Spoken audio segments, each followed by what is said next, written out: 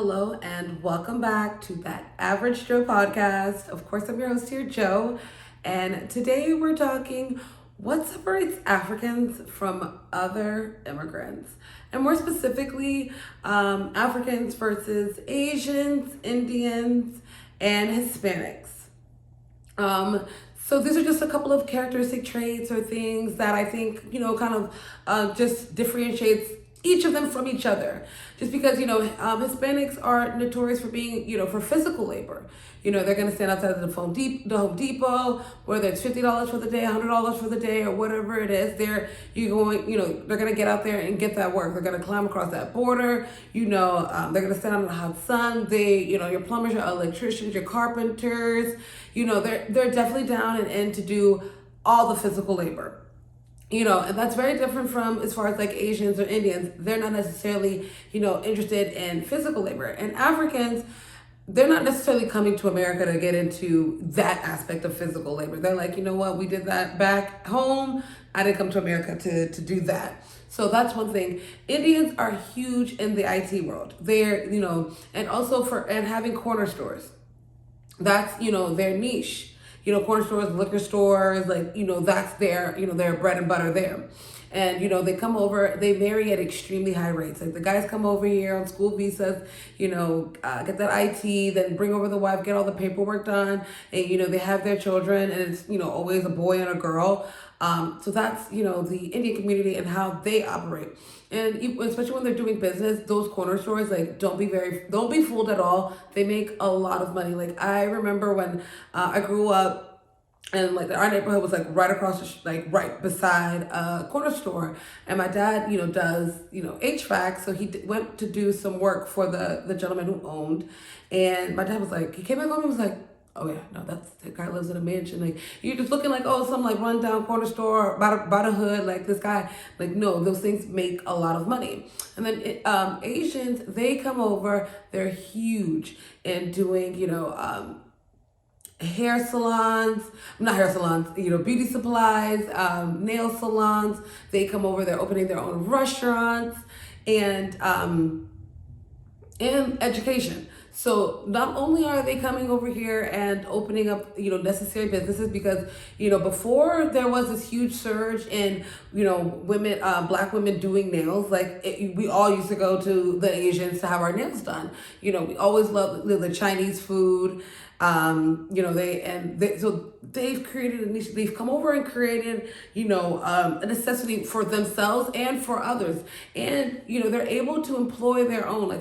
You rarely have gone to a beauty supply or to a nail salon and seen anybody else there outside of their community. That helps keep the money to circulate in the community. I know that you guys have heard about the dollar and how quickly the dollar circulates in some communities versus others. It's notorious that in the black community, it circulates maybe a couple of hours, maybe tops a day.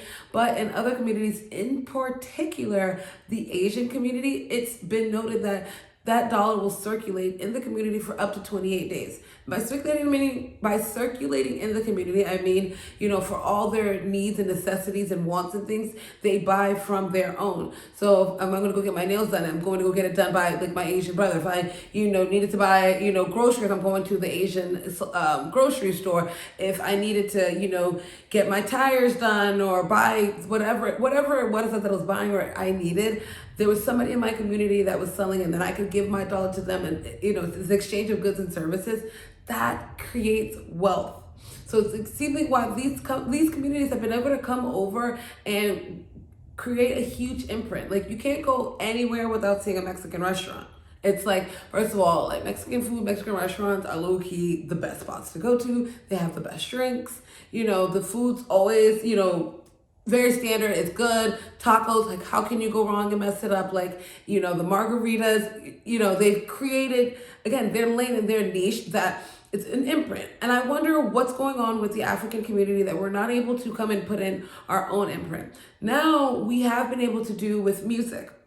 Afrobeats has been taking over. People are becoming more and more accepting, but just differences. Another difference is these communities are able to work with each other.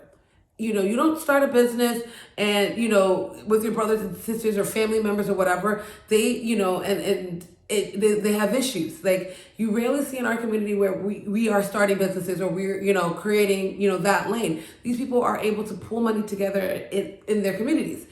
Africans, we have, Jangi or whatever, where, on the first of every month, we meet up at somebody's house and, we give her $100. And then at the end of the year or whatever month it is, you eat. And it's like, no, they pull this money together to open up businesses. So they'll come and it's a group effort. And when one wins, we all win. And it's something, and when you're starting a business, it's very hard to do it on your own. It could cost $50,000 cash.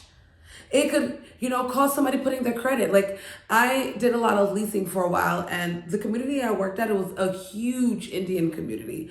And you would see the way that they would get a 2-bedroom apartment, and it'd be like 4 to 6 of them, and they would live there for a year.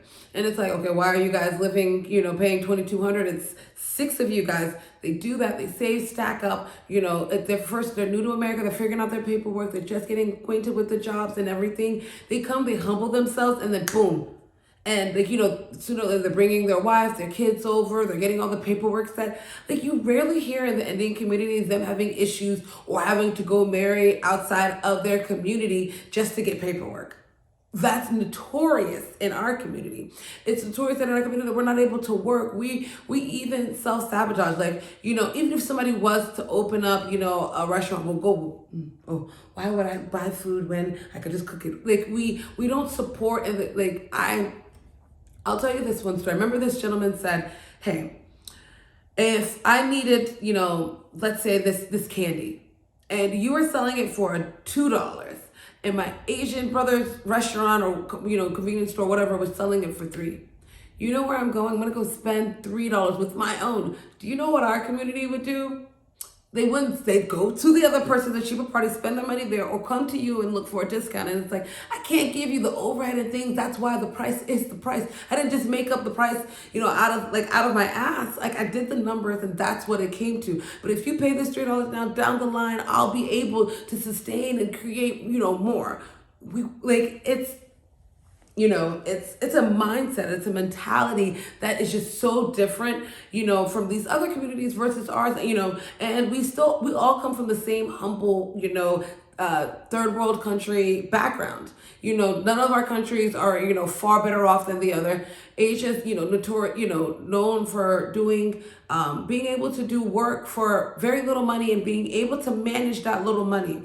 You see, that's something that our community doesn't want. Like, we're not accepting, that, hey, like, we have to just take the dollar pay or whatever it is for now. And if we keep adding these dollars, and if we cut corners and don't spend here or spend there, we, in a year or 2 years, it would have manifested itself. I would have been able to, go to school or do this or do a couple of things, and then I won't have those issues.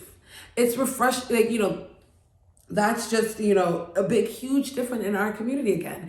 And, the expectations in our community, the lifestyle that we portray, it's a competitive aspect amongst each other rather than a group benefit. It's like, my money and everything, it's for me. And other communities are way more comfortable taking that risk. Africans come over and it's like, no, you need to go become a nurse or become this and just kind of work and, you make your money for yourself. But how do we grow as a community? How do we benefit, more than just ourselves, more than just our family? And how can we do this? Because you see, again, these other communities, how it's not just them. 1 or 2 Asians have come over and completely changed how we look at Asians. They you don't look at that restaurant, it's a hole in the wall or whatever it is, they're making a lot of money, and they're able to live a minimal lifestyle, that we'll be making $100 or $50 or whatever, and we have to show. It's a competition amongst ourselves rather than thinking longevity. Your parents come and they think just job security and not thinking generationals and how we can, keep making our money, make how our money can make itself more money. You know what I'm trying to say. But Asians are very school or die, but that is, and that's something that maybe the Hispanics not on. Again, Hispanics are very, again, physical labor. You go to, Texas, they're building all of those homes. They're getting into real estate, flipping homes. That's huge. I wonder where, Africans are gonna, the Hispanics have definitely tapped hard into the real estate market. Do you know what it means? That they're plumbers, or they're electricians, they're carpenters. They're able to put the drywall, they're able to get you the new floors, they're able to do the cabinets for you. Do you know what that is? That's how they're gonna be able to build generational wealth. Do you know what it means? Let me try to slow down so I can get all my words and everything. The agents are willing to do the housekeeping work, that bottom level work. The good thing with Africans, they are very ready to do the CNA, HHA, caregiving, and all of that. But it's still thinking outside of yourself and thinking entrepreneurship, because we've all known that the only way to create true success in America and live this quote unquote American dream is to get into business one way, shape, or another. Even if you do work, you still have to invest in business, start your own business, or whatever it is, or you're not going to be benefiting, or you're not doing something that's going to be creating something outside of yourself and leaving a legacy. These corner stores or these gas stations, when you think about all of these everyday businesses that are needed and necessary, they're owned by minority groups, and I wonder where we fit in there. You don't run into too many African stores or African restaurants or African clothing stores or anything that represents us, but you're able to go and see in these other communities representations of them on every corner. The only thing that we have in African or African American communities is we have MLK Boulevard on every avenue, but other than that, that's about it. It would be refreshing if an African restaurant was almost a standard in every city or town, because you almost Google a city or town in America that's urban or even suburban. You can find a Mexican restaurant and a Chinese restaurant like that. And Indian restaurants are even becoming more and more prominent, and it's because they shop and spend money within themselves. They grow themselves. They invest in themselves with themselves, and it helps create, again, generational wealth. It helps create longevity. I'm again wondering where Africans are gonna fall into play. They are coming in very strong educational wise right now, especially getting into IT. You see a lot of the nurses, but it is for us to take it a step further. We have to start taking more risk, and then we'll be able to see the rewards, because these people are able to work for themselves while we still as your IT workers or the nurses, whatever, you're still working for someone else. If you're going to do healthcare and everything, you can create an avenue where you're able to make a real impact. Why aren't we opening our own clinics? Why aren't we opening, we should be able to get together and open up a hospital at this point. At this point, it's nothing that's far-fetched. And imagine if our community is able to run let's start small, opening up just more and more home health agencies, and it's more and more clinics and things, and then you'd be able to take, you'll be able to really invest in yourself, and then you'll be able to really make a difference. I don't know what it is about me. I just want so much more for our community. I just, I want, we're also to our community. We, find a way to not make an earnest living. You see somebody out there, I've done a video on that with the scamming and, making quick money, and it just doesn't work that way. With these other communities, you see it's longevity. It's not like, we just need to get out there and make $100,000 today, and then we're going to spend $89,000 of it tomorrow, and then we're going to go back and redo it again. No. They've understood that, hey, I'm okay with just making $100 a day for the next, year or two, and I'm going to compound that. And then at the end of that, I'm going to start this thing, and then this business, and then it's going to literally compound itself. And then that $100,000 that I chased that I desperately needed, that I probably risked so much to get, I'll have that 10 times over, and that money will be beneath me and be so minuscule. But we have a very enclosed mindset. Our families, they need to become more and more hip and more up to date, because it's It's so much to say, you guys. I hope I'm not rambling. I hope you kind of like understood what I'm saying here. And it's not to, put us down. I'm just looking at how other communities operate and how we can, use those things to really better ourselves, because it'd be really refreshing, again, if we were able to see representations of ourselves in, in businesses, because again, a lot of the businesses are out here that are run by a lot of immigrants. We need to be a part of them. But what do you guys think here? Am I crazy? Africans are killing it, which I know they are. I know we are. I just, I want more. I'm expecting more. I don't want us to carry last. Like, come on, you guys know thou shalt not carry last. So, I just want more for us. So please like, comment, subscribe, and if you are part of these other communities, have you been able to look at how other communities operate and, do a compare and contrast, for your own, like I just did now? If so, please like, comment, subscribe below. Please let me know. Thank you so much.